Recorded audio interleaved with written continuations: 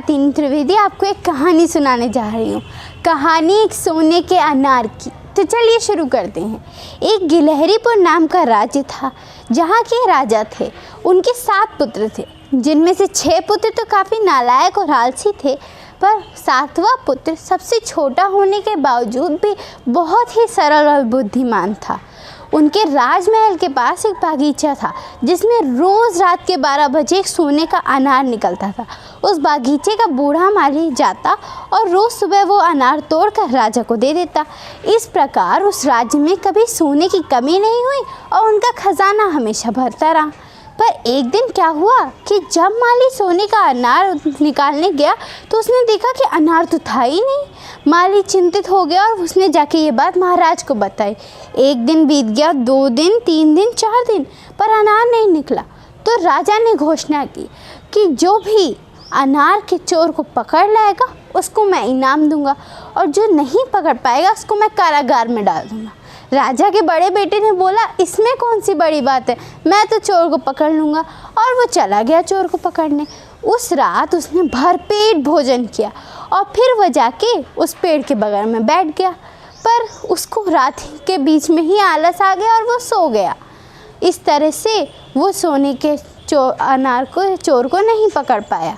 अब राजा ने तो सबसे कह दिया था, तो उनको अपने बड़े पुत्र को कारागार में डालना पड़ा। दूसरे पुत्र की बारी आए तो भी यही चीज़ हुई। तीसरा पुत्र, चौथा पुत्र, 5वां पुत्र, 6वां पुत्र, अब सब कारागार में थे। अब 7वें पुत्र की बारी आई और रानी बहुत दुखी थी कि उनके 6 पुत्र तो पहले से ही कारागार में हैं। अगर 7वां भी चला गया तो उनका क्या होगा। पर छोटे राजकुमार के हट के सामने कौन था, तो छोटा राजकुमार गया। पर इस बार उसने भोजन नहीं किया क्योंकि उसे पता था अगर उसने भोजन कर लिया तो उसको आलस आ जाएगा। वो गया और उस वन के माली को प्यार से प्रणाम किया। वो माली राजकुमार की सरलता देख के बहुत प्रसन्न हुए और उन्होंने उसको बताया कि रोज़ रात के ठीक 12 बजे पेड़ की सबसे ऊंची वाली डाली पर निकलता है सोने का अनार।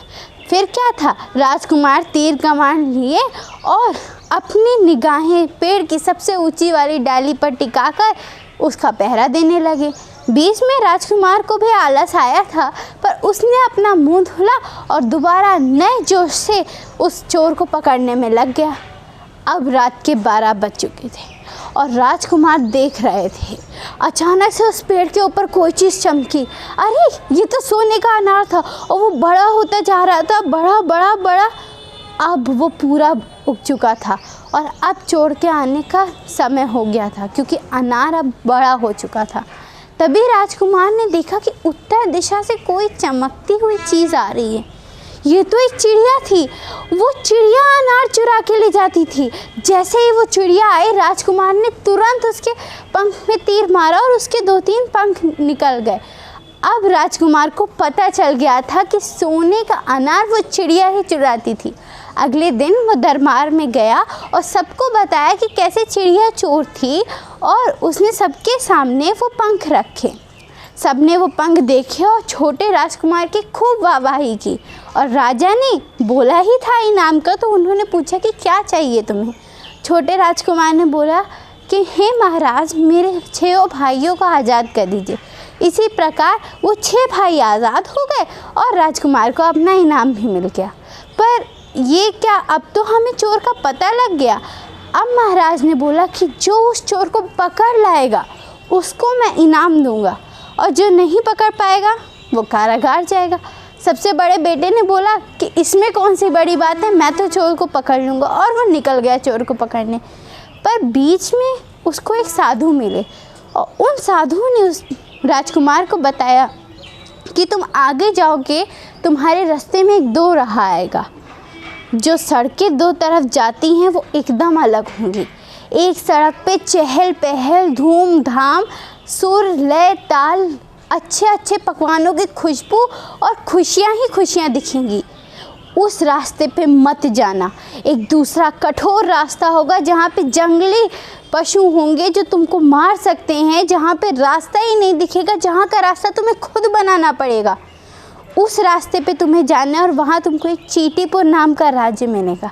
वहाँ तुमको वो चिड़िया मिलेगी। राजकुमार ने ठीक है बोला और चल पड़े। वो बीच में तो बहुत गुस्सा हो गए कि ये तो झूठ बोल रहे थे साधु, क्योंकि इतना चलने के बाद भी उनके सामने वो दो राह आया ही नहीं। पर वो चलते रहे क्योंकि उसके पास और कोई उपाय नहीं था। अब उनके सामने वो दो राह आया। एक तरफ जैसे साधु ने बोला था, चहल पहल, खुशियाँ, पकवानों की सुगंध, और दूसरी तरफ कठोर। अब बड़े राजकुमार का तो मन मचल गया और वो चल दिए चहल पहल की तरफ, पर वहाँ पे तो उनको बंदी बना लिया गया। जब बड़ा राजकुमार नहीं आया तो छोटा वाला गया, उसके बाद तीसरा राजकुमार, चौथा, पांचवा, छठा, और सब बंदी बना लिए गए। अब बारी आई सातवें राजकुमार की, और इस बार तो रानी पहले से भी ज़्यादा चिंतित थी। पर वही बात आ गई कि छोटे राजकुमार के हट के सामने और किसकी कहाँ चलती है। छोटे राजकुमार को भी वही साधु मिला।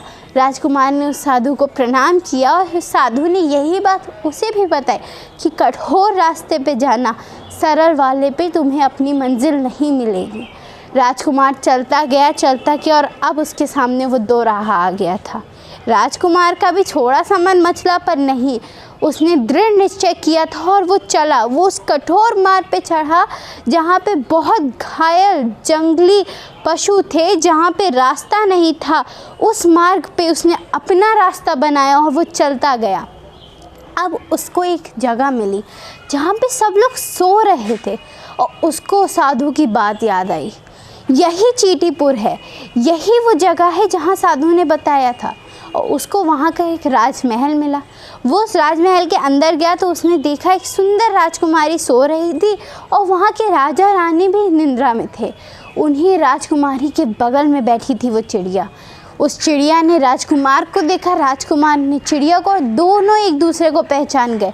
राजकुमार ने उस चिड़िया को मार दिया और जैसे ही वो चिड़िया मर के गिरी, सब लोग दोबारा से जग गए।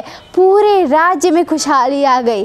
राजा ने जब राजकुमार की वीरता देखी तो उससे अपनी बेटी की शादी करवा दी और अब वो छोटे राजकुमार चींटीपुर के राजा घोषित हो गए थे। जहाँ चींटीपुर में खुशियाँ फैल रही थी और छोटे राजकुमार की बुद्धिमानी के कारण वो राज फल रहा था, फूल रहा था, वहीं गिलहरीपुर में दुख का साया छाया था। वहाँ के सारे राजकुमार गायब और वहाँ पे सब कष्ट में थे। पर आज काफ़ी समय बाद गिलहरीपुर में फिर से खुशी लौट आई है, क्योंकि वो छोटा राजकुमार सबको साथ लेके गिलहरीपुर वापस आया है। विदा लेते हुए ये कहना चाहूँगी कि ये गिलहरी प्रयास मानव धर्म की तरफ से एक छोटा सा प्रयास था। मैं आशा करती हूँ आपको कहानी पसंद आई। धन्यवाद।